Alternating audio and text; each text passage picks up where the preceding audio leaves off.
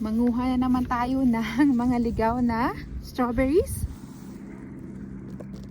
Tignan nyo, medyo malalaki yun dito. Ang dami dito, oh.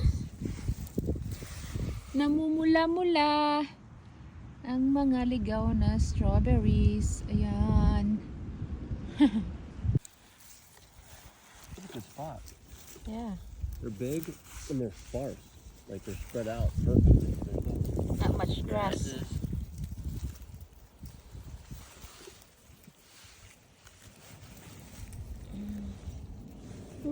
Sarap sa feeling. Oh, tingnan yung asawa ko, nagpipik din, oh. Smile, babe.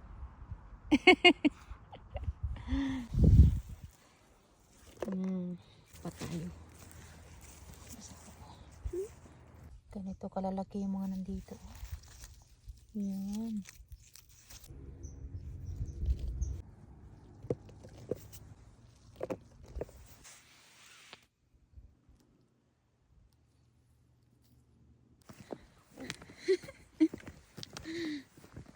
Last na to na area na pagpipikan namin kasi sumurrender na yung asawa ko. Ayaw na niya mag-pick, napagod na. Ayun, oh, namumula-mula, oh. Can you show them your bucket?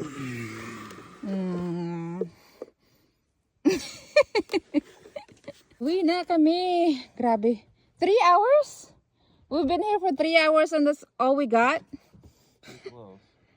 Uwi na sana ako. Pero tingnan nyo kung ano nakita ko dito. Ang dami pa. Ayun. Hanggang doon pa, oh. Mga maraming pula-pula. Kita ko lang ito sa inyo saglit.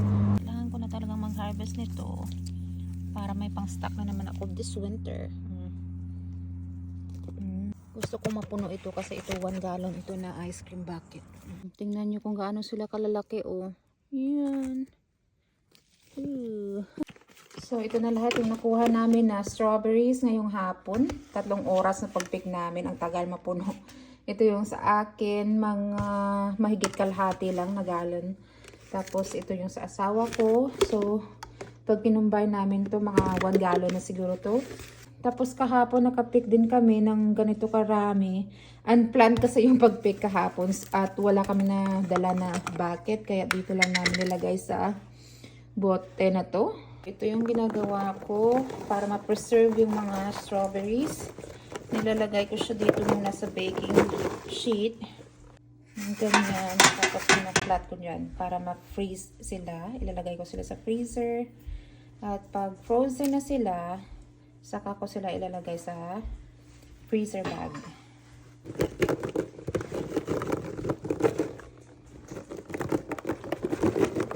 Tapusin ko muna to. So ito na lahat yung nakuha namin na strawberries ngayong hapon at a little bit from kahapon. 2 baking sheet na ganito kataas. Lagay ko na lang yung mga ito dito sa freezer. So yung pangalawang tray. Sisig ko magkasya nito. There you go. Ooh. Ito na yung iba sa mga na-frozen ko ng strawberry. Ayan. Matigas na sila. Ginaganyan ko sila kasi nagdidikit-dikit yung iba. Kaya mag-separate sila sa isa't isa. Ayan. Tapos, pag hiwa-hiwalay na sila, nilagay ko na sila sa freezer bag.